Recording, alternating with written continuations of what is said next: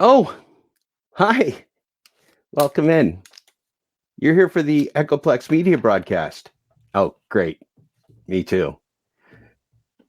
My podcast, the Full Dash Closure audiobook and podcast, actually sponsors Echoplex Media. Yeah. We're also on podcatchers like Apple Podcasts, Google Podcast, Amazon, you name it. We're on there. Yeah, it's about not just the gig economy, but corporate AI and the future of human employment and our economy. And it's really applicable to everybody. I think you'll be fascinated. So check it out. We've actually got 14 episodes up now. So yeah, check that out. Let's watch Echoplex Media now. Let's see what Dave's up to. Echoplex Media, boo.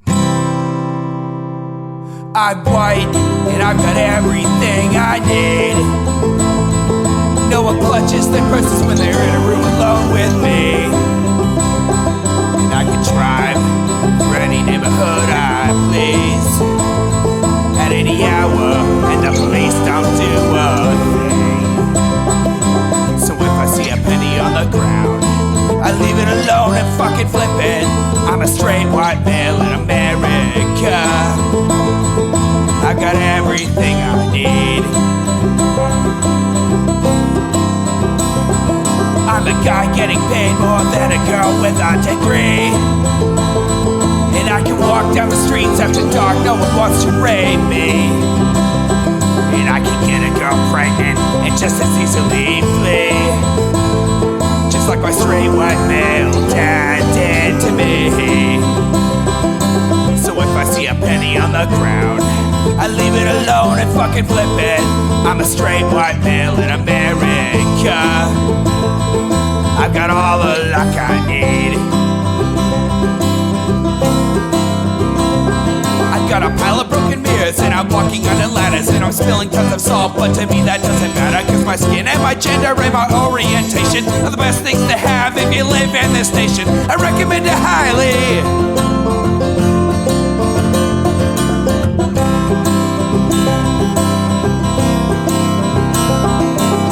If I see a penny on the ground, I leave it alone and fucking flip it. I'm a straight white male in America. I've got all the luck I need.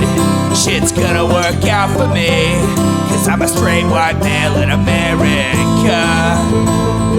I've got all the luck I need.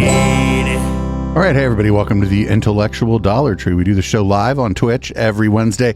That's at 7 p.m. Pacific, twitch.tv/Echoplex Media. You can listen to eplex.xyz too, but wouldn't you would miss out on our beautiful faces. Check out eplex.store for a way to subscribe that is much like Patreon, but you also get discounts on all our merch. New merch drops this week, by the way. We have a Chem Tanker Plane merch drop, which is the Chem Tanker Plane is real cute. And then we have some Pride merch for Pride Month. So this will be the first podcast that actually drops during Pride Month. So happy Pride to everyone except for the people who go into Target and harass the employees. Fuck those people. I'm producer Dave. You can find me on Grindr. I'm HK Perrin. You can find me on Mastodon at hperrin at port87.social. And that's my pink Blahai. Oh, well, that's adorable. That's adorable. So we did the last time we had an encounter with Michael Shermer, it wasn't great. I'm just gonna say that. Yeah, no kidding. You were in the chat and you're like, why am I in the chat? Everything was, you ended that real quick. Everything was for good reason. Everything was kind of going as you'd expect it to with Michael Shermer. A little bit of self-important stuff, a little bit of him speaking outside of his limited area of expertise. Then all of a sudden he's like, oh, this person included the N-word in what they wrote, so I'm just going to say the N-word about 5 times, like on YouTube. And yep. So I don't think that's likely here. He went on trigonometry, and I think the posh British lads of trigonometry would not be very interested at all in somebody dropping the N-bomb on their show. They would let someone posit the Great Replacement conspiracy theory, though. Just no N-bombs. Yep. So here's a conspiracy expert, which also we'll get to it in a little bit, but every time we've seen Shermer talk about conspiracism, it's come to my attention that I fucking understand a lot more about conspiracism and conspiracy communities, especially online, than he does. His understanding of it is from like 2005. But this is a conspiracy expert, how to spot a true conspiracy theory. Michael Shermer on the Trigonometry podcast with a host who certainly did not add this to his stand-up routine. That is not a laugh track that Constantine added to his stand-up on YouTube. So in this, Michael Shermer is the one being called a conspiracy expert? Yes. Okay. Just making sure. Hello and welcome to Hi, Non-Oliver. I'm Francis Foster, I'm Konstantin Kisin. and this is a show for you if you want honest conversations. Both of their names are alliterations. I actually kind of like that. Our guest today is a skeptic in chief and the author of many, many books, including his latest one, which is called Conspiracy: Why the Rational Believe the Irrational. Michael Shermer, welcome back to Trigonometry. Gentlemen, it's nice to be back. Am I your returning champion? You absolutely are. Hey, that's what I call people that come to my show, but nobody else comes on and asks for that moniker. Some people put up their own book behind them. It's fine. You're totally allowed to put up your own book behind you. He put up a fucking stack of his own book behind him. Possibly 5 feet of his own book. For those people who didn't catch the first interview, just remind everybody, who are you? What do you do? What's been your journey through life? I'm an accused sexual assaulter who, instead of just denying the claims, went running to Sargon of Akkad. Sure, thank you. Let me introduce my day job, which is publishing this magazine, Skeptic Magazine. We take no, not that. Oh not boy, that. No, that's the last video we watched was about that installment of your fucking magazine, dude. No. Trans. Oh no, that one probably really sucks too. Oh no. Famously, it's going to be tough. Famously, his Skeptic magazine didn't publish shit about QAnon until like it was so late in the game that most people had given up on like QAnon. Portion are the last 3 issues of this year. The fourth sounds one like for the year. average trigonometry episode, Michael. Keeping it low key there, my friend. That's right. No, you guys are my inspiration for doing this. Well, I mean, we've been in business 30 years, publishing starting in 1992. Mostly we focused on science and pseudoscience and the paranormal, the supernatural, conspiracy theories, aliens, UFOs, Bigfoot, astrology, psychics, talking to the dead, and so on. But you can only debunk those things so many times before it gets redundant. So we, kind of branching out into more controversial subjects like the ones I just introduced. The next issue comes out next week is on nationalism. And then next year we're doing stuff on money matters, economics, crypto. Nationalism, the whole magazine is just going to be 14 words. All that stuff. Also mental health. There's recent studies showing that, like psychiatric medications appear to do very little for things like depression. Oh, that's great. You're going to consult Scientology for your magazine on mental health then. Very good. Be nothing, and so on. So what's the status of that? So those kinds of subjects that I think have more global and larger cultural implications. So that's my day job. And I write books. There's Conspiracy is my 15th book, and because I enjoy writing, and then I talk to people like you. Well, Michael, it's good to have you back on the show, and quite timely as well, because I think it's fair to say that whatever your view of conspiracy or conspiracy theories or whatever it is, we've never had more of them around. We've never had more of them in our faces. And do you think that's true? Because we've... Yeah, I don't know if that's true or not. I think that it's just that they've gone mainstream in a lot of ways, unlike before. Yeah, and to a certain extent, there were conspiracies that were mainstream before, but now it seems like there are a lot that have gone mainstream, whereas it used to kind of be just like one would go mainstream. But like conspiracy theories have been around forever. As long as people have been around. Reminded, or we just have way more access to information now? And some of them turn out to be true, and then those things are just conspiracies. The latter. There's a whole class of crime associated with that. Conspiracy theories 100 years ago as there are now. It's just that they diffuse through culture much more quickly now because of social media. So if you look at like there's data collected about letters to the New York Times in the like 1890s to the 1970s, and you can see there's plenty of conspiracy theories even a century ago about what the Mormons are doing or the Catholics are doing or the Jews, of course, always. And Can't trust any of them. And the influence on American elections or the First World War was just. I think there was a famous war that was based on a conspiracy theory, essentially. Start.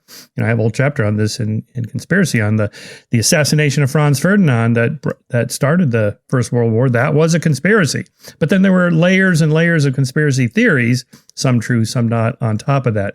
So that's not new. You can go all the way back to the burning of Rome.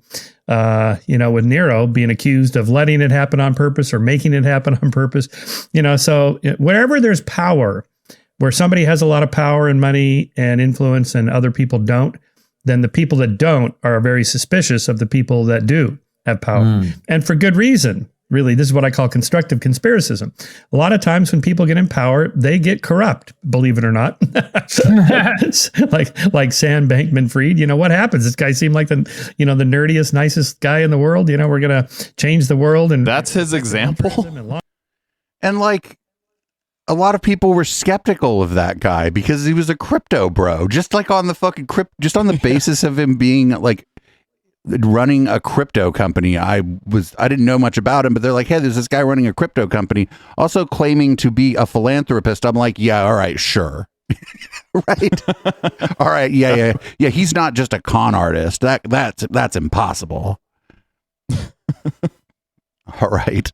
Long-termism, and oh my God, this is going to change humanity. And then all of a sudden he's arrested for fraud. Okay. So something happens, when you get into power. So people see that and reasonably think, what, I'm not sure I trust authorities, agencies, corporations, people that are billionaires. I don't know if I trust them. And that's not irrational.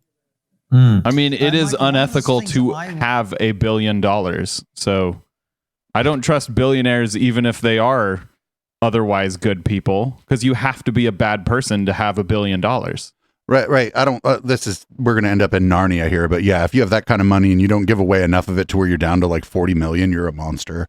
I was curious to hear your take on is, we've obviously lived through a time when there's been a lot of fear.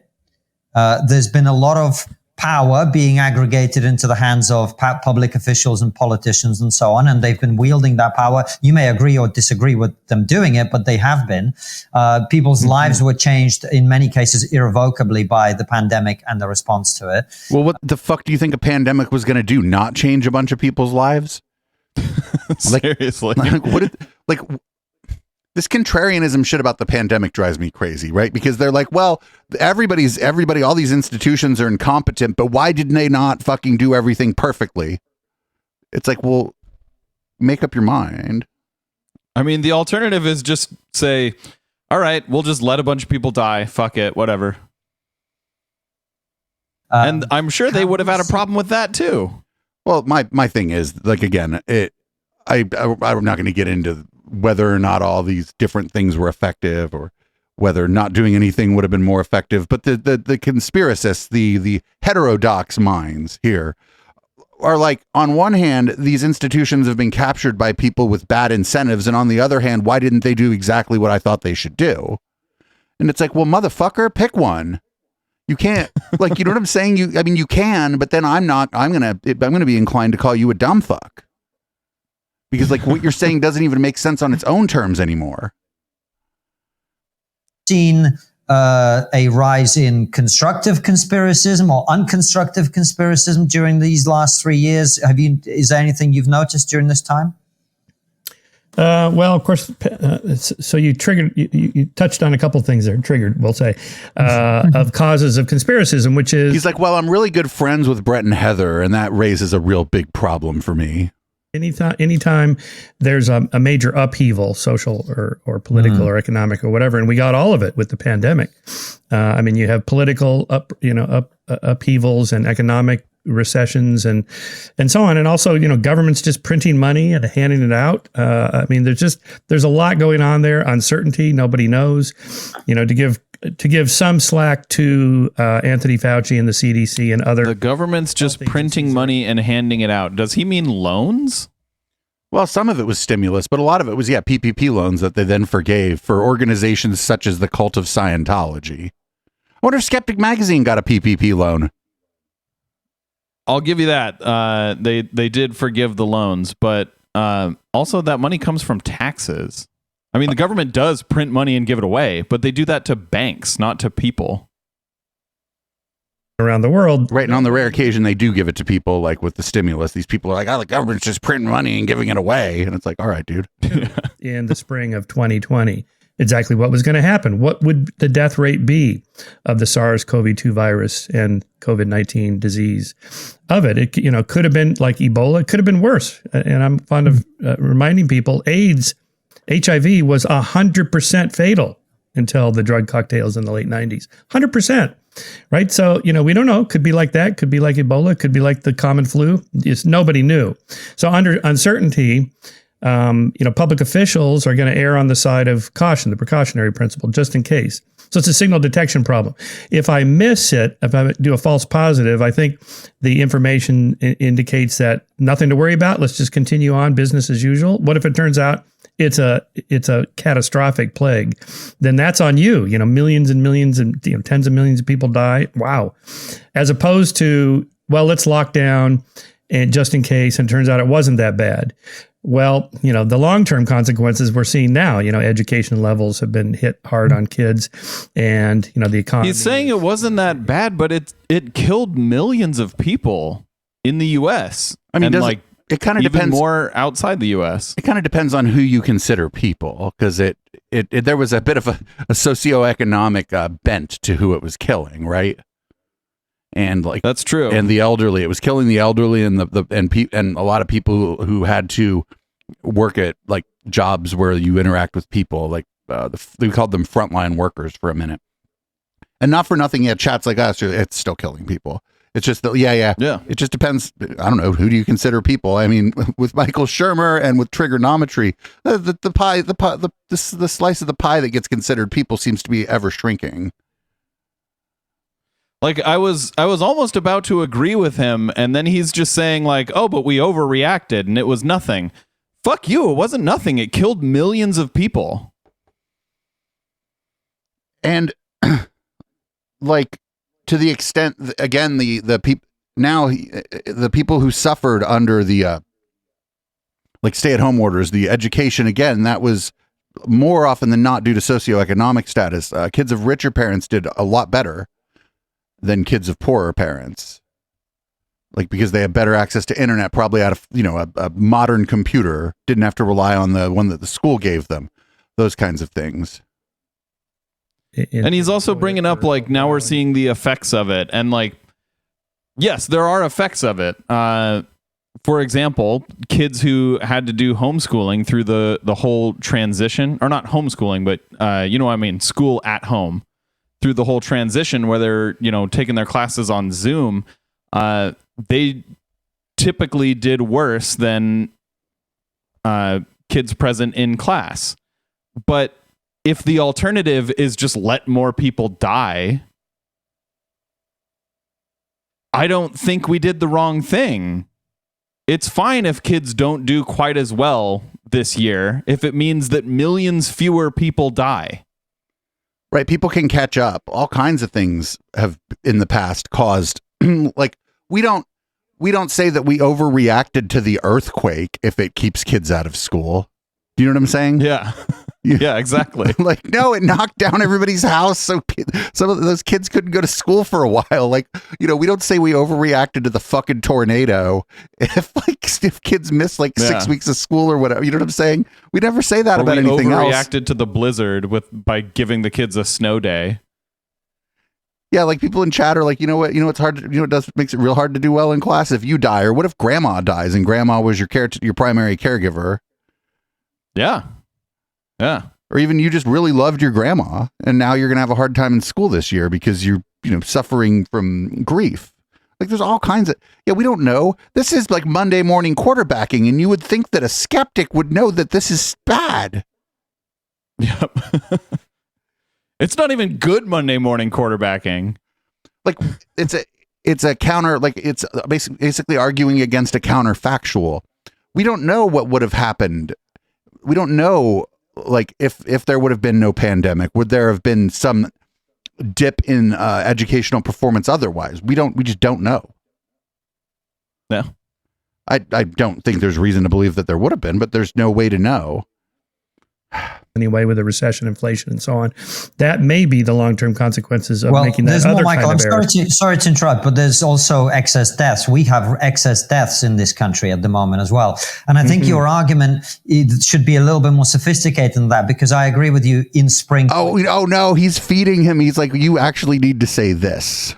2020, we had no idea. And at that time, Francis, myself, everybody I knew, frankly, supported the lockdown. But there were other opportunities later when we knew more about the virus, which is where people, I think, are asking legitimate questions. Yeah, for sure. I mean, I think it was clear maybe, say, mid 2021, summer of 2021, when the lockdowns were probably not necessary. You know, the obsessive masking and social distancing. Obsessive masking? Does that mean putting one on? Yeah. Like, I still wear a mask. It doesn't hurt me at all. And it doesn't hurt anyone else either. I'll cop to not wearing one to the taqueria, but if I go somewhere that everyone has to go, like the grocery store, the post office, yeah, I wear a mask at those places. And I'm sometimes the only motherfucker there with a mask on, but it does say the roughies on it. So I think that seems clear now in hindsight. Maybe not at 2021, but I mean, it seems clear to some of us. I'm not going to lie. You know what was really nice about the mask? Every single year of my adult life, I have gotten sick, except 2020 and 2021. Or I think I got COVID at the end of, no, that was 2022. But yeah, 2020 and 2021, I did not have the cold and I did not have the flu. And so the first 2 years of my adult life that I haven't gotten sick. And it's because everyone was wearing a mask. So I know that this isn't about you, but we're hearing from chat that in 2021, that was the year with the most deaths, actually. Yes, but I'm talking about yourself. Spreading communicable diseases is prevented by masks. Yeah. Oh, take my anecdote as data. During flu season, it wouldn't be the worst thing in the world if people ran around wearing masks. I think they do it in parts of, I think it's just commonplace in parts of Asia already during flu season. Yep. Can we make that catch on here? I really liked not being sick. I mean, it seems clear to some of us. I'm not going to lie. Yeah. So, okay, fair enough. Politicians, again, you're the mayor of the town, you're the governor of the state, you're the president of the country or whatever. And, they stick a microphone in your face and go, all right, what should we do? And again, your job is to, minimize harm in the short run, right? Maybe, 10 years from now, it's going to look like this was a big mistake, but what do you care? Most people in power are only in power for a few years, so they're going to err on the other side. Well, wearing masks and staying home to the extent that's possible is a big mistake in 10 years? That doesn't hurt anyone. I have no idea what he's talking about. The fucking Cuban Missile Crisis or some shit, but all you got to do is sit at home and play GTA. I think that's a problem. I think, the long-term thinking and planning is probably better once we know anyway. So I'm leaning toward you on that. Also, the lab leak hypothesis to me has always been a viable conspiracy theory. Here in my book, I try to debunk the idea that a conspiracy theory should be a pejorative. It's not. Conspiracy theories are just theories about what could be a real conspiracy. Well, no, they're hypotheses or guesses, or in a lot of cases, grifts. Yep. Yeah. The problem is the damage that they do. And he's like, oh, the lab leak theory or whatever is a viable theory. But like the problem with this is the people who believe in it are just like substackers, right? There's like what happens is people who are involved in it, like infectious disease specialists, immunologists, virologists, epidemiologists, they go, while we cannot, just summarily write off the notion that this was leaked from a lab, they the fucking conspiracy theorists just take that part and go, look, they believe it too, but they don't tell you what's in the rest of the article that they just presented all the reasons that it probably isn't. Yeah, it's like that meme from Dumb and Dumber where the girl goes like, she says something about like 1 in a million or something, and he goes, so you're saying there's a chance. That's what it is, yeah. And it's fine if you want to believe this, but like don't act like, well, you can act like whatever you want, but like acting like I'm an idiot, or that I'm like that I'm an idiot because I am just going with what the overwhelming consensus among experts is. This is like saying, like, I keep bringing this up all the time. Is there any alternative plumbing, or do you just call a plumber when shit is coming out of your toilet? Like, do you call a substacker, or do you call a plumber? I'm going to start an alternative plumbing company. Instead of metal, we make the pipes out of styrofoam. Oh, and great. You just tell, and you don't show up, actually. Just don't show up. Be like, you don't need me. I'm a plumber. Sense make on it. And some of them are true. A lot of them are true. So we should just stop treating it in a negative way and instead think of like the lab leak hypothesis as legitimate, just in case, because now it looks like at least 50% probability. No, but according to who? That's because of your media diet, Shermer. Your media diet is a bunch of substackers and heterodoxers and fucking people like Trigonometry and Brett and Heather. Yeah, of the experts, I have never seen anyone say that there's a 50% chance that it came from a lab. Right. They just say that we can't universally like write off the idea that that's because they're doing their job as a science communicator and telling you the truth. Yeah. My God, no, it's not 50-50. You're dumb. Michael Shermer is dumb. But it's motivated reasoning, right? Because he sees which way the wind is blowing with the so-called skeptic community, right? It was like when the atheist community and kind of the YouTube skeptics right around the after it kind of stopped being interesting to debunk Jesus, because really, was that really it? Oh, you figured out the answer to the dumbest question in the world. Congratulations. But like after that stopped being interesting, a lot of those people ended up being like men's rights activists and involved in Gamergate because they saw which way the wind was blowing. And if they wanted to keep growing their subscriber base, like on YouTube or for their blog or their podcast or whatever, they had to delve into the culture war. And at that point, for them, because it was all dudes, it had to be men's rights activism. And now, because of the way the fucking wind is blowing in the discourse, for somebody like Shermer, he has to actually kind of go into conspiracism, or he's not going to be taken seriously by the so-called heterodox people who's, by all accounts, someone like him shouldn't even be courting those people's fucking eyeballs, right? Mm-hmm. Ah, man. That the SARS-CoV-2 was leaked out of a lab versus the zoonomic hypothesis. Zoonomic? It's zoonotic, sir. I listen, I hate to be that guy, but if you're going to come up here and try to tell me you're a science guy and I know how to say a word that you don't know how to say related, zoonomic, it sounds like astronomic. Funkonomic. Zoonometry. It's zoonometry. It's fucking counting wombats. Of course, let's go into the zoo with a big old measuring tape, and the entire situation has been trying to figure out how tall the giraffe is. Big tech's actions where they censor people, and doesn't this just fuel people's conspiracy theories? Yeah, for sure. The moment you start censoring speech, people automatically think, why am I not being allowed to hear this? I want to see this. I want to read it for myself. And so you get what's called a Streisand effect, a backfire effect, where, the attempt to censor it, this comes from... Tell me when the government censored it. Well, no, and to be fair, like the lab leak stuff was never really censored either. It was always very popular. How the fuck... Yeah, show me a single example of the government censoring someone's speech over this. HK, they're not saying that the government was doing this. I think that's what he's saying. No, they're saying that social media was doing it. I get the emails, not you. They're not going to say the government was doing it. Okay, well, it's Twitter's right to ban someone for spreading conspiracy theories.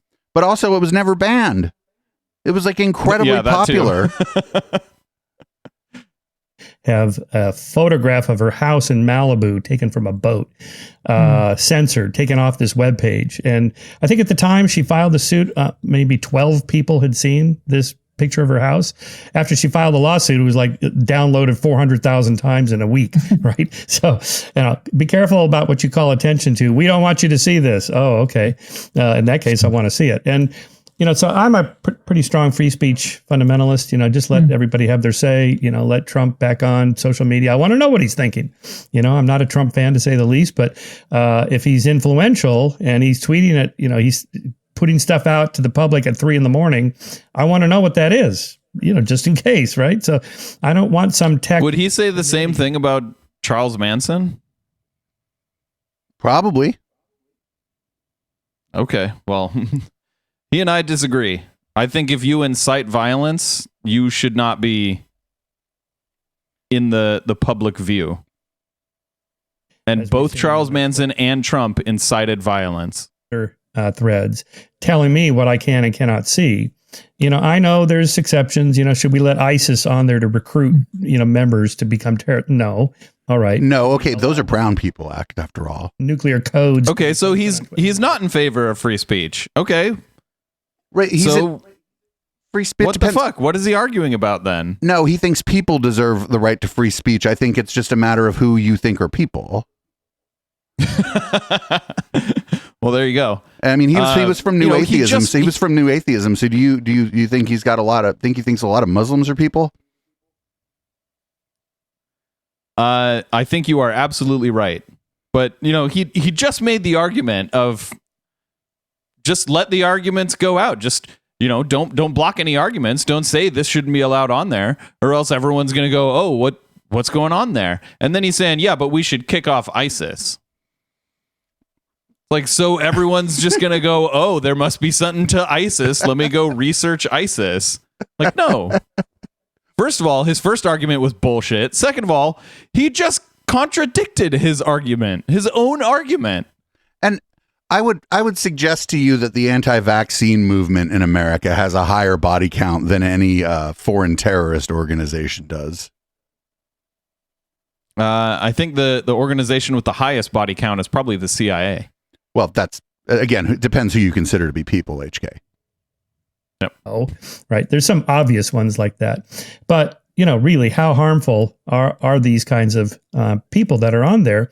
And the hypocrisy, right? So Barry Weiss posted that one of, the decisions to kick Trump off Twitter was pretty questionable, right? They went back and forth for days and finally decided to kick him off. In the meantime, you have, these people in Iran posting things about Israel. Oh, well, we should just take Israel right off the map because of the Jews. And that gets posted and no one says, hey, well, maybe that should be censored. So I think when people see that hypocrisy, they think, this is not right. Look, Michael, I agree with you broadly. However, there are more complex cases than the ones that you've just cited. What about Alex Jones, for instance? Doesn't Alex Jones deserve a platform? But he spouts conspiracy theories, as in the case of Sandy Hook, which are very real, very dangerous, and people could have been killed. Well, you know why Alex Jones hasn't been invited back to Twitter? Do you know why, HK?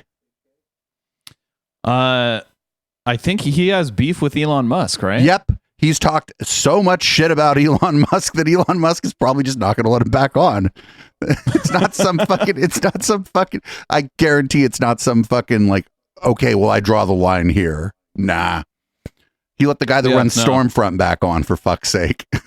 Elon Musk doesn't have a line. It's all case by case. If you agree with what Elon Musk says and you lick his boots, you're fine. But if you don't do either of those things, you're not allowed on Twitter. Conflicted about that. I'm not an Alex Jones fan, to say the least, and I've spent years debunking him. Is he responsible for what his lunatic wackadoodle followers do? Why aren't they responsible? I only know of one case of a woman who actually went into somebody's house or was on their lawn or something, who was convicted for harassing somebody at their home. The other family members were harassed by these people. I guess they were out on the public street, so it's harder to file charges against them. for harassment if you're, on a public ground, something like that. Well, you know what, Shermer, a court of law disagreed with you about $1 billion percent, whatever percent $1 billion is, nearly $1 billion. Yeah. Okay. So I think Michael Shermer is in favor of repealing defamation laws. Oh, and in the United States too, that's a tough. You know what I'm saying? Like defamation and libel in the United States are a real high hill to climb.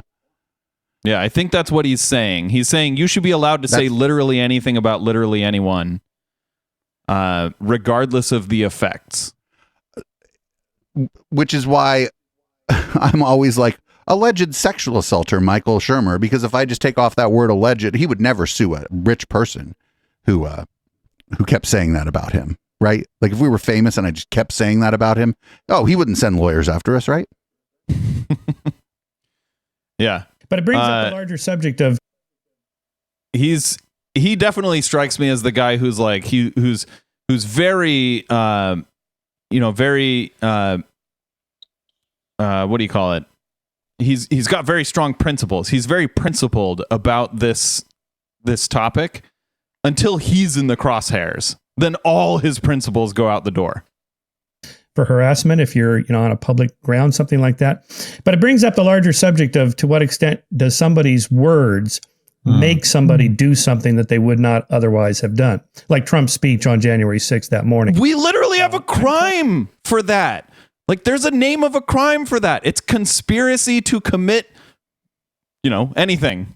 Like it's a number of crimes. Right. Conspiracy to commit murder, conspiracy to commit fraud, conspiracy to like it's an entire class of crimes. How does he not know this? Right. Those are it's mostly words. A lot of times to be convicted though, when you end up getting caught is when you take one of the actions. They find out that you've said the words to other people and they're like, oh, well, this was you planning to do a crime. We caught you before you actually completed the crime, but by plotting the crime, you have committed a crime. Yeah, conspiracy. There's a racketeering. The RICO Act is all about fucking what you say to each other. Like, yep. Yeah. How does this guy not know this? And is he stupid or is he grifting? I think he just sees which way the wind's blowing, and he's not. He's grifting. I think you'd think it would be enough that he's the head of Skeptic magazine, that he's got subscribers, and that he's a professor at a university, and that he probably got a nice house and all this money from all these books. You'd think that would be enough. I don't know. Maybe he doesn't just see which way is the wind's blowing. Your peer group is a powerful influencer on you. These people are all like, "Oh, I'm not part of a tribe or whatever." Oh, bull fucking shit. These people are all part of the same tribe. This is one of the things that our friends, one of our frequent intellectual Dollar Tree flyers, Sam Harris, struggles with constantly, is watching the members of his tribe go potato. And he's like, oh, I don't know. I don't know why that happened. And it's like, motherfucker, everybody else told you that guy was an asshole. It's like, what the fuck? Told by First Amendment attorneys that it's a very high bar to meet, to connect words to actions, your words to somebody else's actions. And that, and that probably you cannot convict Trump for causing the January 6th insurrection directly because of his words. Or just to go back in time, Charlie Manson telling his followers, his cult. Oh, that was a little easier. Go to the Tate LaBianca homes and murder those people, Sharon Tate and so forth. And they did. He wasn't even there.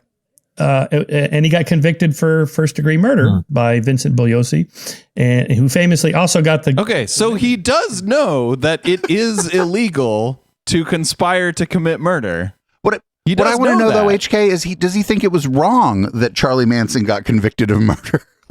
Is he arguing against? Well, we'll find out. Like, is he arguing to repeal conspiracy to commit murder laws? We'll find out. Convicted. So it's an interesting case of free will. To what extent are you unduly influenced by somebody else? It's a hard psychological problem to solve, that you made these people do this. I was just binge watching this Netflix series called "Don't Pick Up the Phone."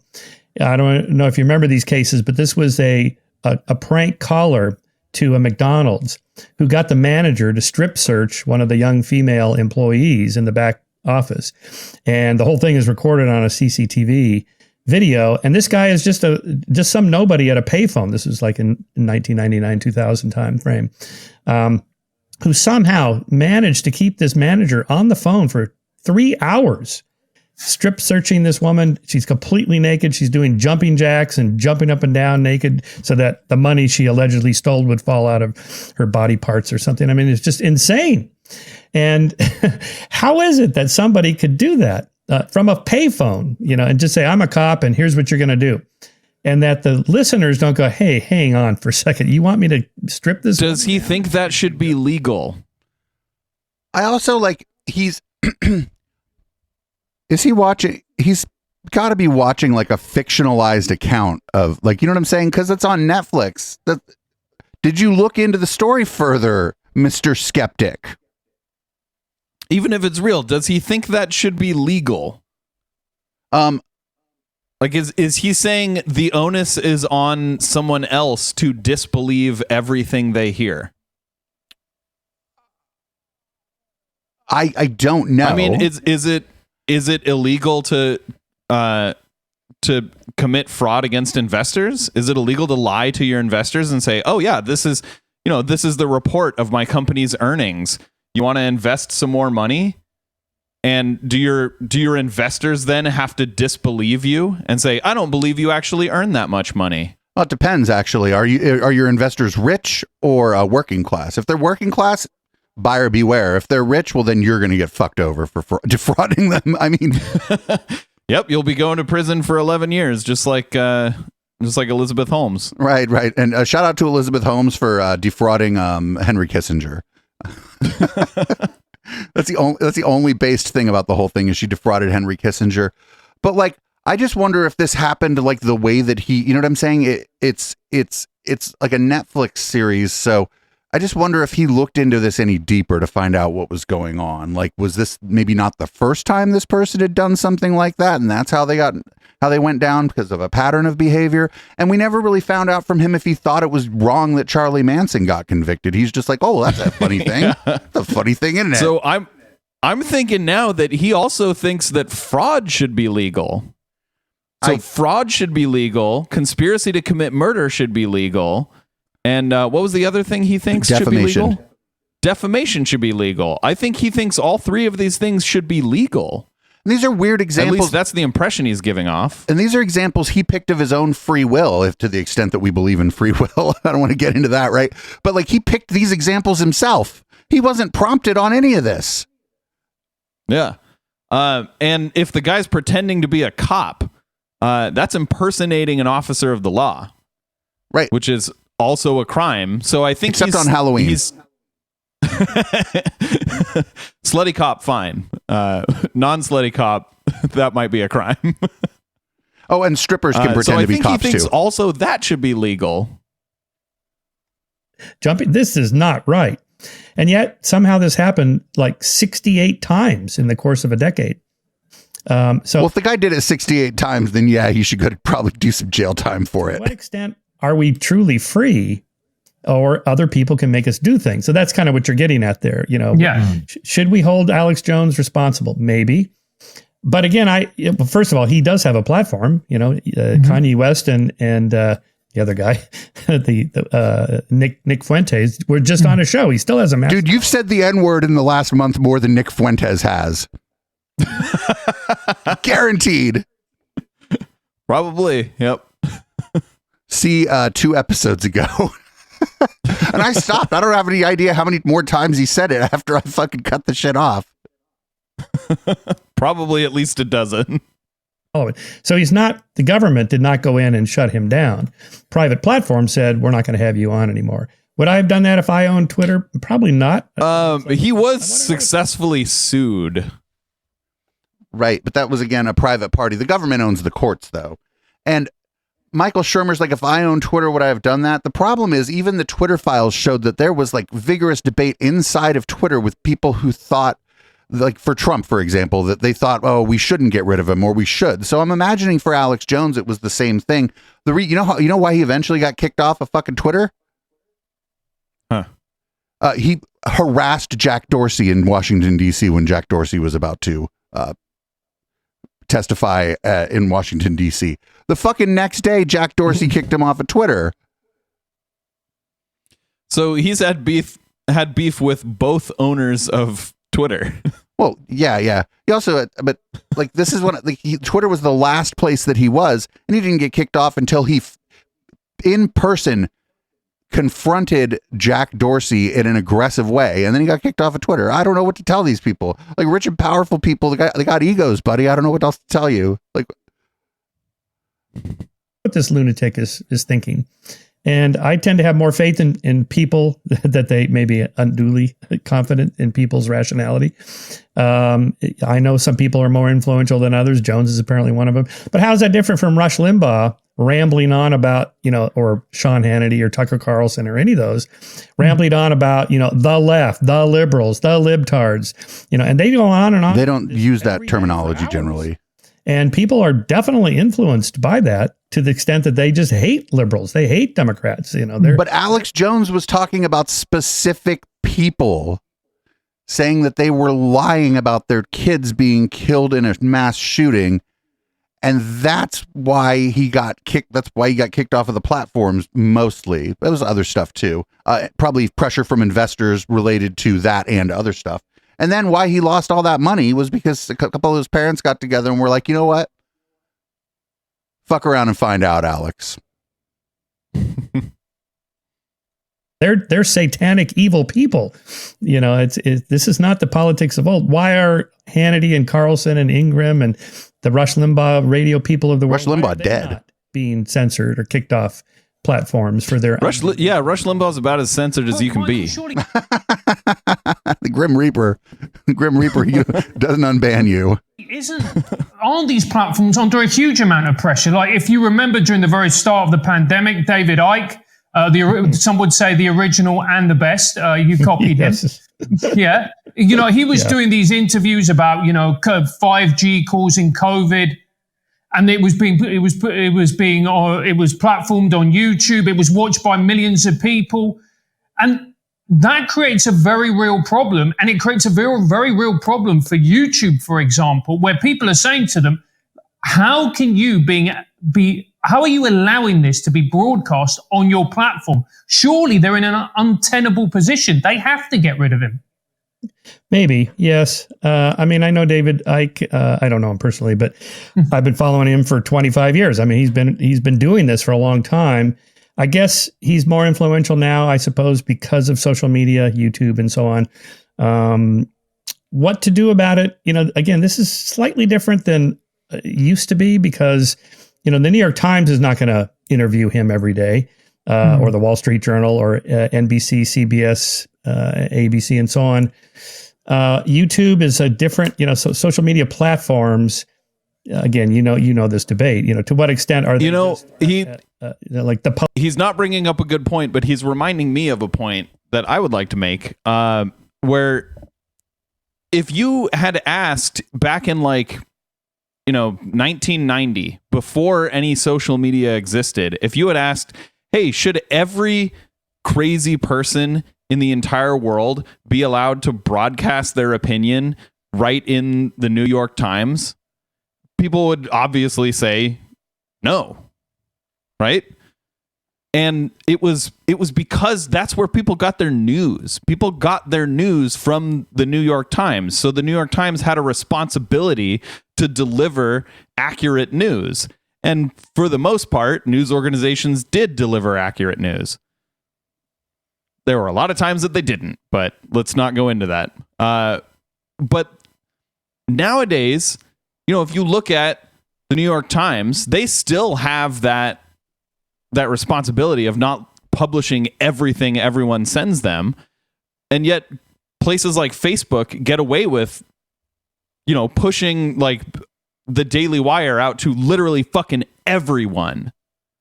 You go on Facebook, you're probably going to see the Daily Wire or some other conservative outlet that is not fucking news.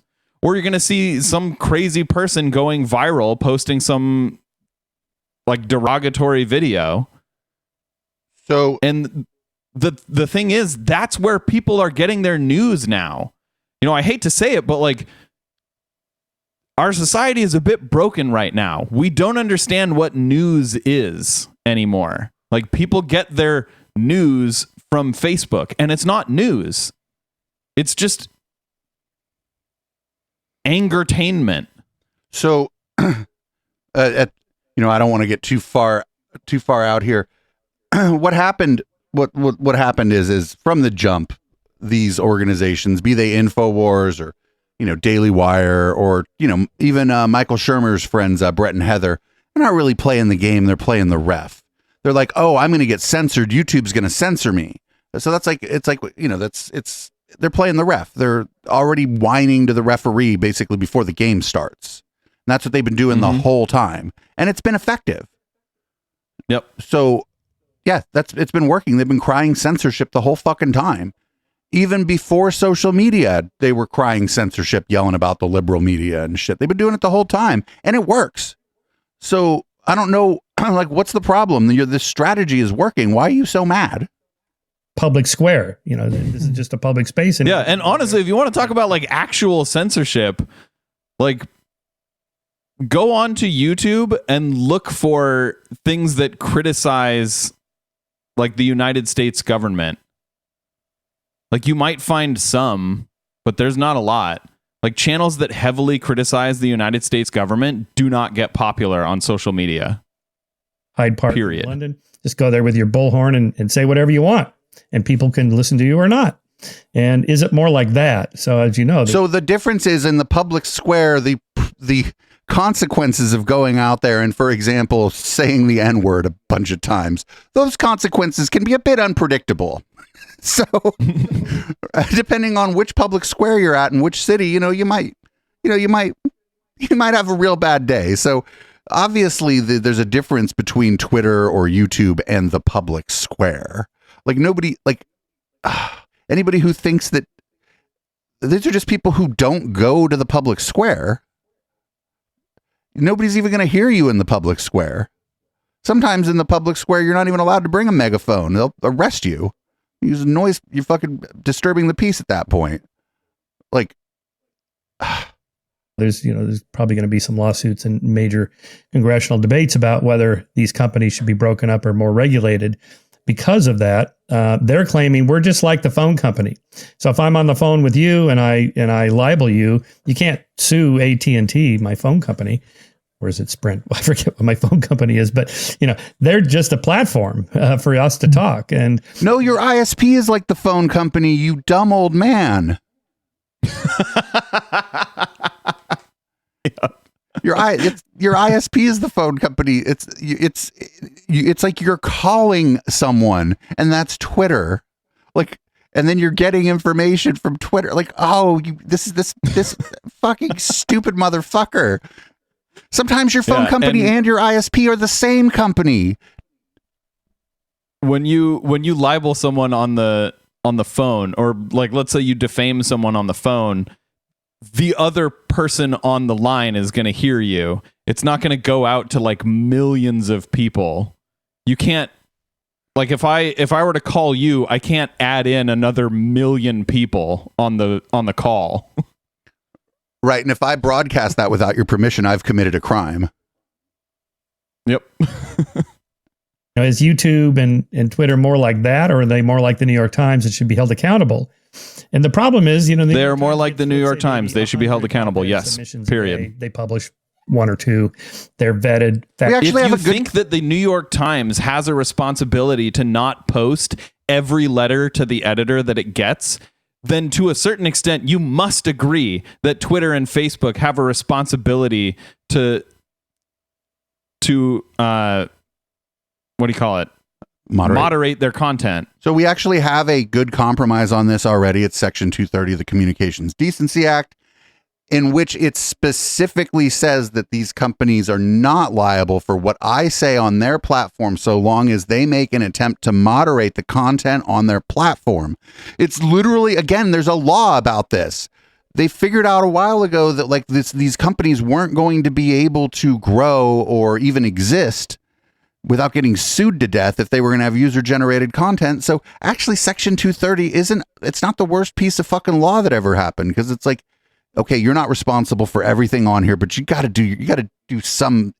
make it obvious, make a good faith effort to moderate the content on here so that there's no everything. It's everything from copyright infringement to incitement to violence to like obvious defamation. Like it's written into the law. Michael, go read Section 230. It's short and it's easy to understand and it's good legislation.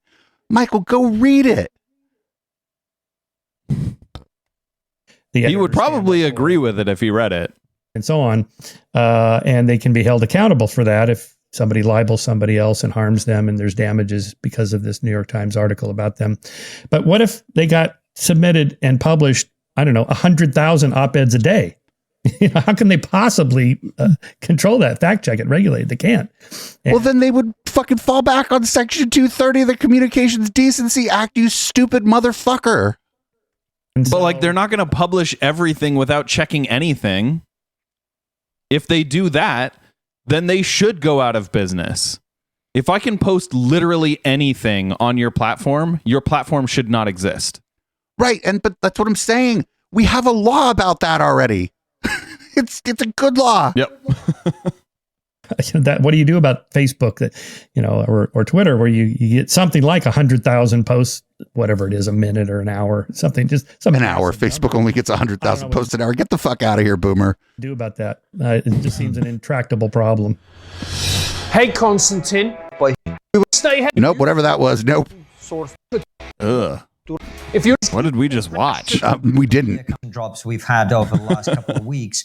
And it's interesting to watch the different sides of the political spectrum. Francis and I are somewhere in the center, so we just sit back and watch it. Oh, no, you're not. You're fucking not somewhere in the center. Get the fuck out of here. You're fucking reactionaries.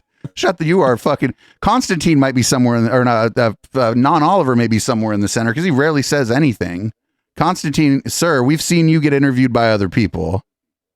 I look at the right, so to speak. People like him do this where they'll have like a couple views that they fall back on to call themselves in the center. It would be like me saying I'm in the center because I like guns. Like, no, that doesn't make me in the center at all. I am very far left. Right. So Constantine calling himself in the center is not quite equivalent, but like pretty close to me calling myself in the center. Right. In his case, he'd be like, I don't want to abolish the NHS, and I think safety nets should be strong. That would be his cred to say that he's not a right winger. You know what I'm saying? He'd say I'm for social programs. That would be his cred. And that he's like, and I don't say the N-word on my show ever. And I won't let you either, Michael, no matter how many times you ask. Speak if there is such a thing. And the right is like, this is a massive conspiracy. And on this particular issue, I actually, I lean towards not so much. I feel like there's something broken about someone who can sit themselves down and look to their right and they see, a few hundred people, and then look to their left and see most of humanity and go, I'm in the center. Particular issue, I actually, I lean towards not so much a conspiracy, but these people were doing things they shouldn't have been doing. They were lying about what they were doing. That's my opinion. And while the decisions, as you rightly say, are very difficult, they did not quite live up to the standards that they claimed to be upholding, in my opinion. Mm-hmm. On the other hand, the left is like, well, we knew this was going on. There's no problem. This is all just, Elon trying to smear people and attack people that he's fired and whatever. Where do you come down? Is the Twitter files a big reveal, or is it a damp squib?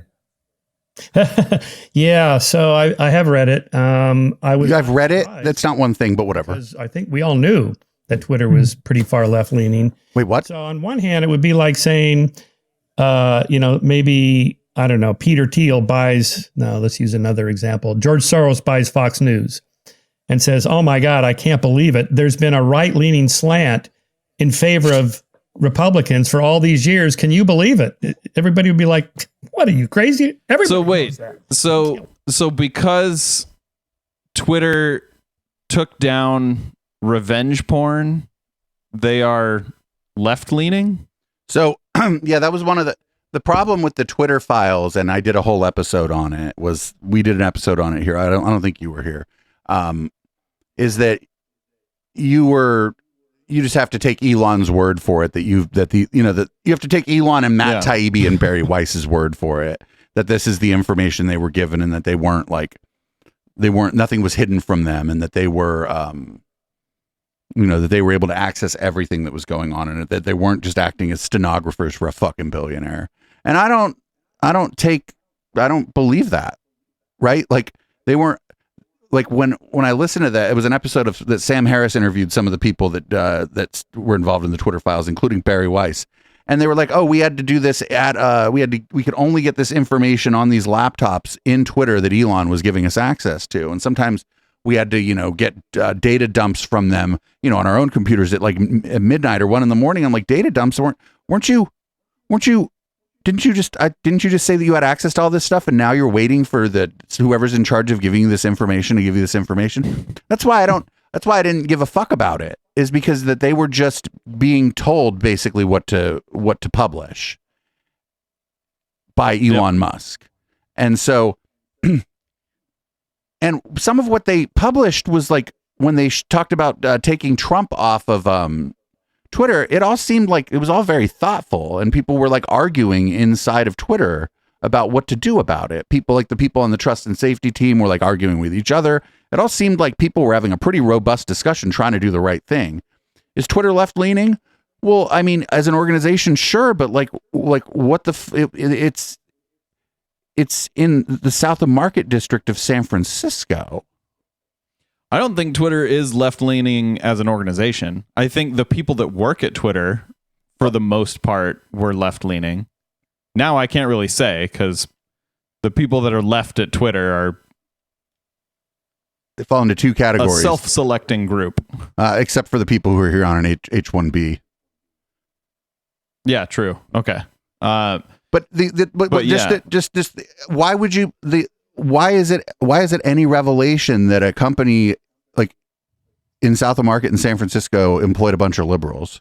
Like, you know what I'm saying? That was the whole Twitter file thing was hella stupid, because there was nobody like fact checking any of it.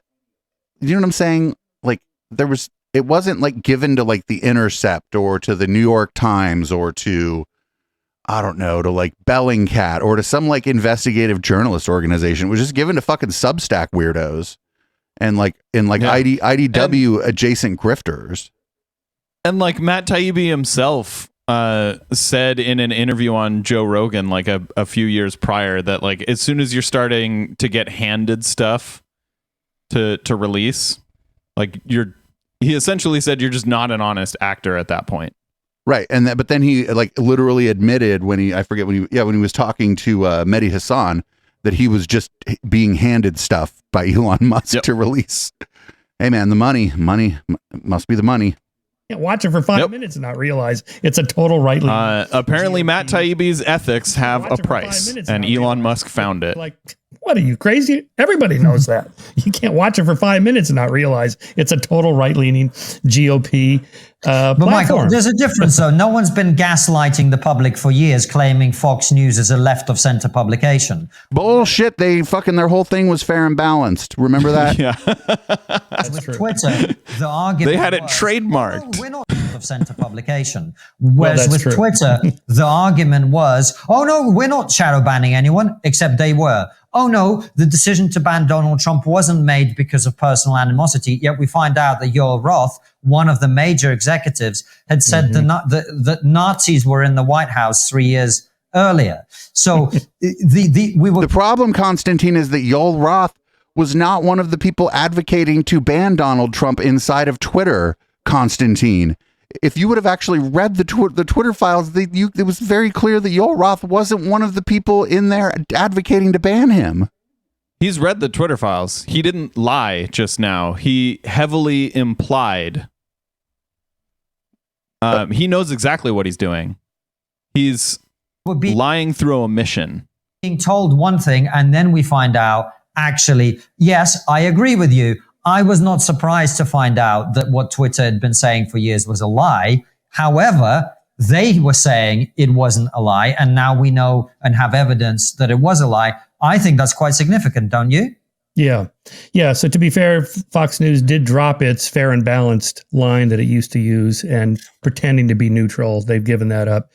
If Twitter did that, if they just said publicly years ago, you know what, we're a left-leaning liberal platform, have at it.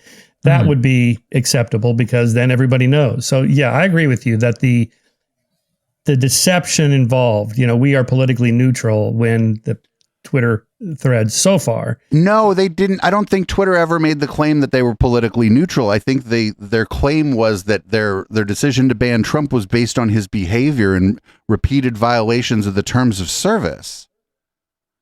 Yeah, like if anyone else had violated the terms of service like Trump did, they would have been banned years prior.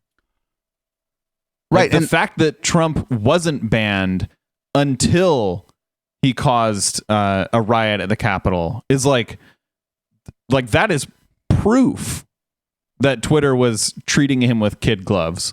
And their reasoning, which wasn't, I didn't entirely disagree with it. They're like, that's the president of the United States. It's newsworthy when the president of the United States says something, so we're not going to ban the president. I don't like it, but I can understand. And that was their line up until they banned him. And that was because he'd already lost the election. And by all accounts, he caused an insurrection. And so they were like, well, time to go, buddy. Yeah. Like they banned him 10 days before he became a citizen. Yeah. Yeah. Show that they're not politically neutral. Although, again, I've followed all those threads. I've read them all. They're little snippets. It would be nice to see those documents in more context. Sure. Oh yeah, but that's the thing is that's you dumb motherfucker. As a skeptic, that should have been the first thing that you said. You should have been like, hey, I actually feel like we're probably missing a lot of context here because these were handpicked people by the incoming CEO who had a bone to pick with the old powers that be there. So I'd like to see a little bit more of this before I make up my mind about any of this. But instead he front-loaded. Instead he front-loaded his conspiracy theory about it. This conspiracy. Yeah, like this was after he told everyone to vote Republican. Like he's demonstrably right-wing. He calls himself, or he claims that he's not right-wing. He said he didn't want to get into politics, and then he said on the platform, "Everybody go vote for Republicans." Like a nice 10,000 word investigative piece in the New Yorker or something like that you get where you see everything. And, who was this guy again? And how long had he been there? And how many documents were there? We get one document, but how many documents were there? Is this 1 out of 100? That's an anomaly and the rest are pretty neutral? Or is this a trend? We just haven't seen the larger context. So at the moment, I think I agree with you that Twitter as a public square where everybody can have their say and is neutral was not the case. And so that would be a kind of conspiracy. Back to my definition of conspiracy, 2 or more people plotting in secret to do something to a third party or somebody else illegally or immorally. That would be the case. Their lies that, we are a politically neutral platform, but secretly behind the scene. When do you... he's like saying that Twitter was running around saying that they're a politically neutral platform. I don't think I ever heard the claim being made that Twitter was a politically neutral platform. I think they said that they have terms of service and they try to treat everybody fairly according to their terms of service, but I think that's different than being saying they're a politically neutral platform. Yeah, I think they claim that they don't ban people over politics, and that's true. They don't. Well, they might now, but they didn't back then. It was over behavior. Yeah. And a lot of times the behaviors that ran afoul of the terms of service that you agree to but don't read, like every other website, oftentimes were far-right people and conspiracy theorists. Those were the people that would run afoul of the terms over and over and over and over again. And people like me, because I'm an asshole. Yeah, like if their terms are don't use the N-word, and it is your idea that like using the N-word, like calling black people the N-word is part of your politics, then you're going to have the impression that you're being banned over your politics. But I think most people would say that that is not political. And it's using a derogatory term towards a minority. That's not political. That's part of their TOS. If they would have just, if from the jump, the platforms would have just, if when people had, man, you ban people, man, they'd be like, yeah, we did. I don't care what you have to say about it. Like, I just wish that one of them from the jump would have just been like, stop whining. You're not welcome on my fucking website. Like, just one of them would have done that. It would have changed the world. Yep. They're shadow banning people and so on. That would be a conspiracy. You know what? It's Tom. Tom failed us. He could have done that. He could have brought the ban hammer down on MySpace. Also was, Michael, when you see how people reacted around the world to Donald Trump being banned, I understand in America by, January the 6th or the 8th of 2021, there was quite a lot of people who were quite happy to see Donald Trump go off every platform. What happened between like January? What happened on one of those dates, Constantine? It's as if some historical event that will be written about in the history books for thousands of years occurred in that time frame, and that many people believe that the president and his cohort made it happen in part through their use of social media. Yep. Yeah, and it was definitely on purpose. I mean, Trump saying, like, take the mags down, they're not here to shoot me, or they're not here to hurt me. Like, I don't know how much more clear he could have made it. Like, he was trying to load them like a gun, aim them at the Capitol, and pull the trigger. And they didn't particularly care if it was right or balanced or whatever. And I don't agree, but I understand. I understand that's how heated the moment was. But when you see President Macron, Angela Merkel, Alexei Navalny, the opposition leader in Russia, these are not exactly massive Trumpists and Trump fans, all going, whoa, whoa, whoa, whoa, whoa, you've gone too far here. I thought that was a really significant moment. Seeing I don't remember them doing that. I think the general sentiment was about fucking time. Yeah, I don't know anything. Like, I think the point of the claim that he made is that people don't know what Angela Merkel's response to that was, right? Yeah. A decision which I just thought was catastrophic. And what we now know from the Twitter files is that decision was not made on the basis of he broke the rules. It was made on the basis of, well, we got to do something about this guy. Let's make it up as we go along. Surely that's... Yeah, but like... That's the opposite of what the Twitter files said. And like, hold on. Let's say that what Constantine is saying here is true, right? Let's just say that what he's saying is true. Do you write your terms of service to include things like attempted to overthrow government? Like, do you put that in your terms of service, or do you assume that that's like not, that you're probably not going to have to worry about that? Yeah, like if you come up on a fence and there's a sign on the fence that says don't put your penis in this fence, it's safe to assume that someone put their penis in the fence. Right. They weren't just being precautionary. Right. The terms of service only exist because of the shit that they saw other people doing before, on either on other platforms or on Twitter. And in the past, nobody used social media to attempt to prevent the peaceful transition of power from one president to another. So yeah, that's not going to be in the fucking terms of service. That doesn't mean that you're not right to kick a motherfucker off your website if they use it to do that.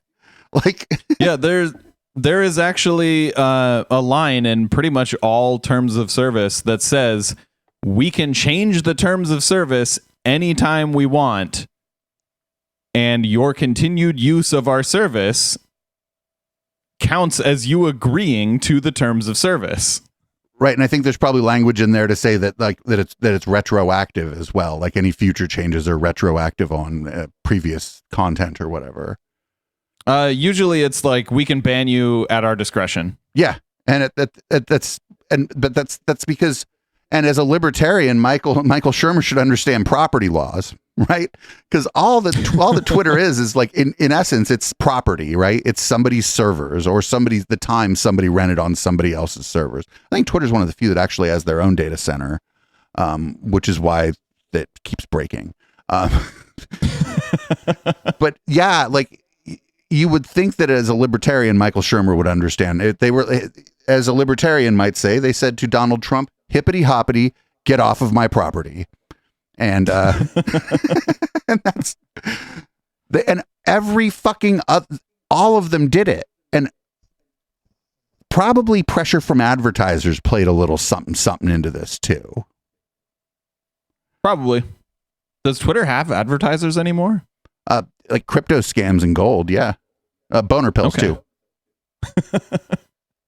Be a concern. Mm-hmm. Yeah. So, one of the reasons Barry Weiss said she left the New York Times was because she was just tired of, she was working in the opinion editorial department. Do we need another, the 967th op-ed piece against Donald Trump? Oh, that's not why she said she left, Mr. Shermer. Oh, Mr. Shermer. No. She went on Twitter and told everybody that she was subject to endless and oftentimes anti-Semitic harassment in the company's Slack. And when asked for evidence of that, all of a sudden she stopped saying that. And then the outgoing CEO of the New York Times went on Peter Kafka's show. That's Recode Media, great tech and business podcast. Don't always agree with Peter Kafka, but whatever. He gets good guests. He asked the outgoing CEO of the New York Times exactly that. And the outgoing CEO said, "Hey, we take that kind of thing pretty seriously around here, being that we're from New York." And I'm paraphrasing the guy, but being that we're from New York, there's a lot of Jewish people that work here. When we're not an anti-Semitic organization. And he goes, we asked her to tell us where it happened. And then we searched through the servers for this stuff and we didn't find it. And if you're on the company Slack, did you know that your DMs aren't private? That they can go look through your DMs. So it turns out your DMs are never private, by the way. Right. But they're even less private if you're on like a company's Slack server. Yep. Because they can just query them because you're on their Slack server. So it turns out, everybody, that she quit the New York Times because everybody was mean tweeting her about the dumb shit she was writing. So good job, everybody. Unfortunately, she's making a lot more money now. But these two dopes over here know that she made that claim. And they're not going to ask about it. Nobody asks about it. I ask about it, and then people are like, "What are you talking about?" And then I point them to a clip, and they're like, "Oh, well, why would you believe the New York Times outgoing CEO?" And I'm like, "Well, why do you believe Barry Weiss?" But again, I guess you would say, and you'd probably be right, the New York Times is clearly left-leaning, at least in their opinion section. That's the whole point. Just like the Wall Street Journal. If you want to read a good skeptics of climate change, read the New York Times is center-left, yes. Bjorn Lomborg pretty much every month, where he pushes back against, the number of forest fires and the number of tornadoes or, the greenhouse gases caused. Did he just call it a skeptic of climate change? He did. He said, "You want to read a good skeptic of climate change?" Skepticism is show me the money. It isn't just no. That's denialism. Yes. At this point, if you are skeptical of climate change, you are a climate change denier. You could be skeptical of the findings of this study or that study, and that's what peer review's for. I hope, it doesn't matter. Like if you just because you did a climate change study that says this is the result of climate change, I would hope if your shit sucks that they rip you apart in peer review, but that just means that your shit sucked. It doesn't mean that the consensus is wrong. Right? Yeah. I mean, it'd be like being skeptical of air. Like, well, I've never seen it. And but you kind of know that ahead of time, right? You get the New York Times because you like the left-leaning op-ed section, or the Wall Street Journal for the opposite. But with Twitter, that's not the case. Wait, what? Again, it's probably a one-off special thing. Why aren't there 6 Twitters, the equivalent of that, to compete with each other in a free market way? Why can't Peter Thiel say start a new Twitter? Or, of course, Elon just bought that. Let's see what happens. But why aren't there 3 of them? And it's an interesting problem economically, and so there kind of are. I mean, Twitter's not like unique as a social network. Like Facebook exists, Instagram exists. There are three. Those are the big three. Yeah. There you go. And if you want more, there are more, like Reddit, Tumblr, YouTube, Pinterest. Yeah, YouTube's social too in a lot of ways. Yeah, YouTube. Like, just because they're not microblogging platforms doesn't mean they don't compete with Twitter. Yeah, Facebook and Twitter, obviously, like they're competing for the same eyeballs a lot of the time. Yep. Please, Michael, that's why. Yes, no one wants to use yeah. the fourth best Twitter in the world. I mean, look at Right, Parler, look at right. Mastodon, look at Truth. No one wants to go on there, left No. or right, because I'm on Mastodon like every day. Exactly. Yes. Yeah. Exactly. Right. So that's the problem, and that's the case all over the. I mean, how many search engines are there? Really, just Google. I mean, there's Bing and Yahoo, That's whatever. not true at all. Everybody uses Google. There are a lot of search How many engines. diaper companies are there? 2. Right? I mean, it's just how many smartphone companies are there? What, 3? I mean, it's just the way it This goes. guy is stupid. Well, you could say that this is also very US centric, right? Like in other countries, there are, like in Europe, Google isn't as dominant as they are here because of regulation that the EU has like laid down on everything from phone manufacturers to like even web browsers. So it's not, regulation can help this stuff. But one could argue that, for like from the US centric point of view, really there's 2 phone manufacturers, it's Apple and Samsung. That's most people, that covers most phone purchases. It just does. Yeah. But I mean, that doesn't mean there aren't alternatives. That just means those are the 2 most popular. Yeah. But that's what he's saying here too, is that, well, no, he's actually saying that Twitter, there's no competition to Twitter because he thinks that because Facebook is slightly different in format and there's basically in format and the way it functions that it's not a competitor to Twitter, but that's just incorrect. Yeah. Facebook is Twitter's biggest competition. Kind of a market head start. You end up with a Pareto distribution. I wouldn't even really call Twitter competition to Facebook. Like, if you look at the users, like Twitter has like what, 100 million users. Facebook has more daily active users in the US than Twitter has all over the world. Yeah. But what I'm saying is for Twitter, Facebook is their biggest competition. Okay. Yeah. Yeah.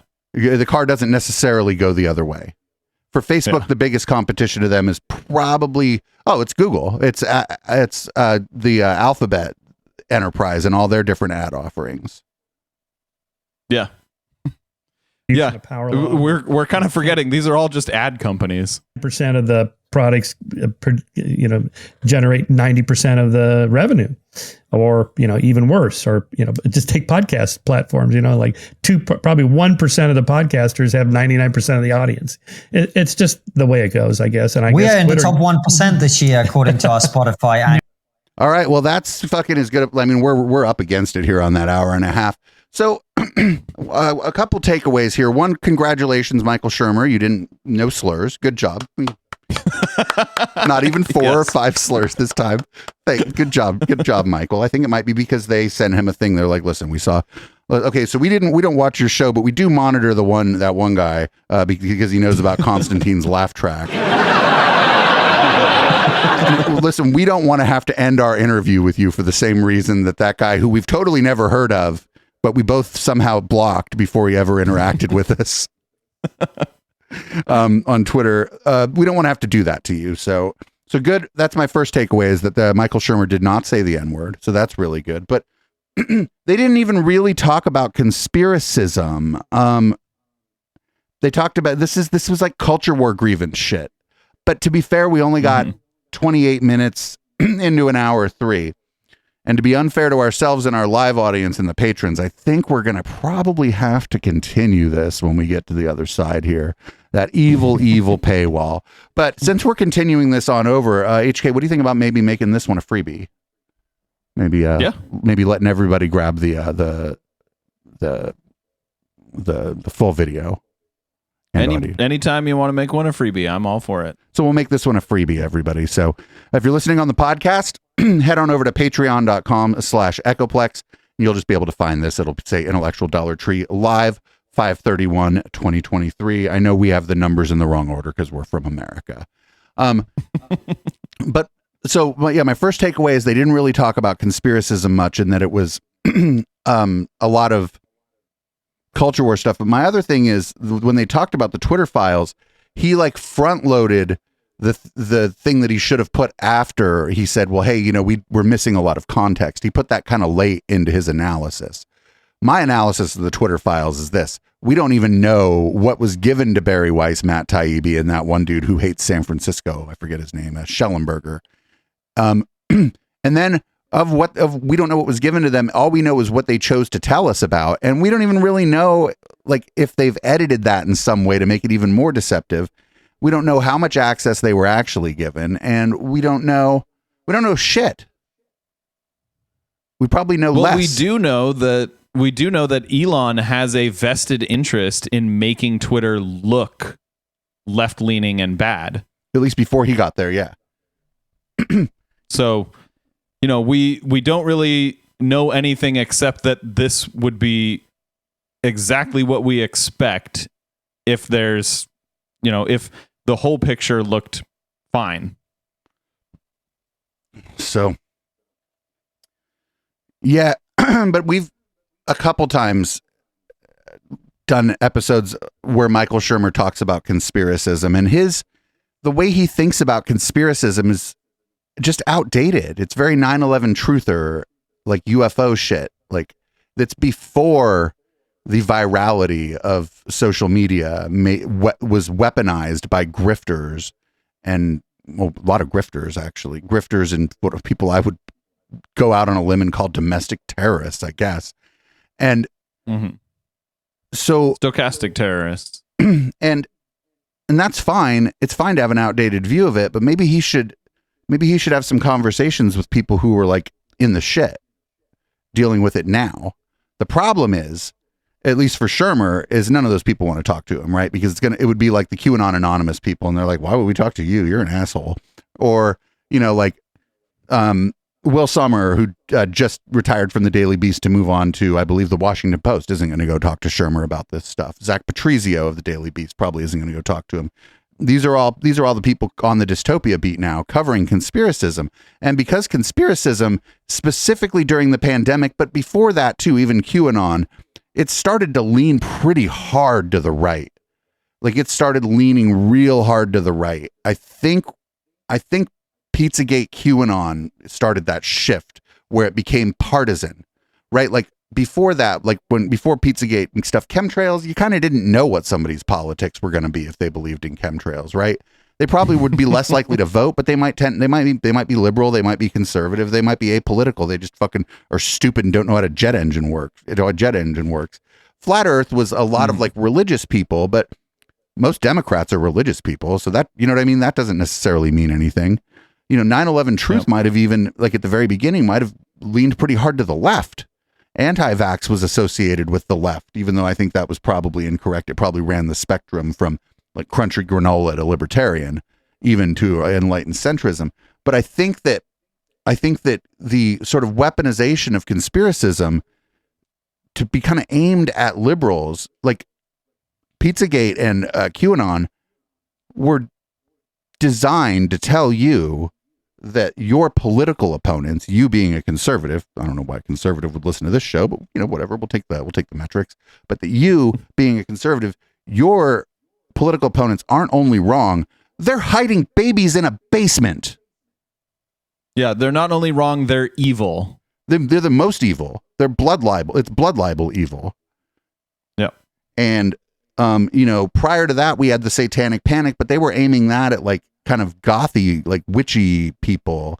And that was sort of apolitical to some extent, though driven by right-wing Christians. That their targets weren't telling you that their targets were liberals. And now we have a queer panic. Well, it's not new, I suppose, but it's got a, you know, lot more fuel than it had has had recently, and it's telling you that now I'm the one hurting your children, And HK, by you appearing on this show and being supportive of gay rights, that you also are in favor of hurting children. What if a child sees my pink Blahai? How could they possibly understand that? You know what? There's a warning on this channel. Everybody, this has been the Intellectual Dollar Tree. It's not for your children. HK, you want to read the show out? HK, you want to read the show out? Yes. Thank you so much for tuning in. If you didn't catch us live, you can always do that on Wednesdays at 7 p.m. Pacific. We're live on twitch.tv/Echoplex Media. If you want to check out our other shows, you can check out echoplexmedia.com. And there are 2 different ways to support us.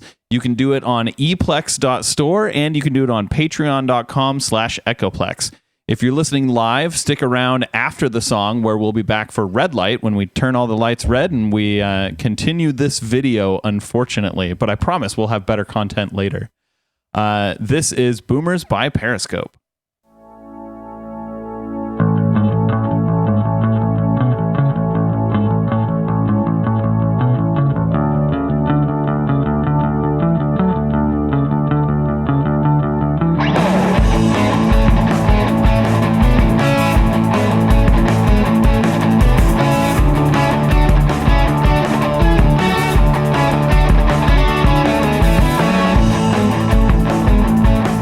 You recall a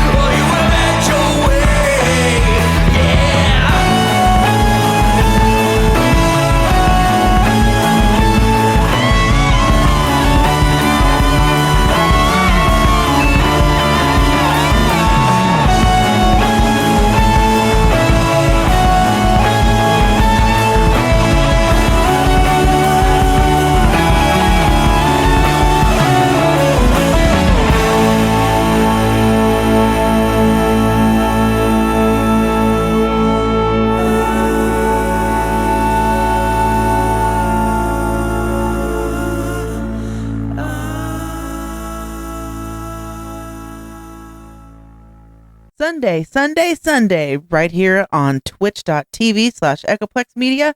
It's the Plex, 7 p.m. to 9 p.m. Pacific and on into red light.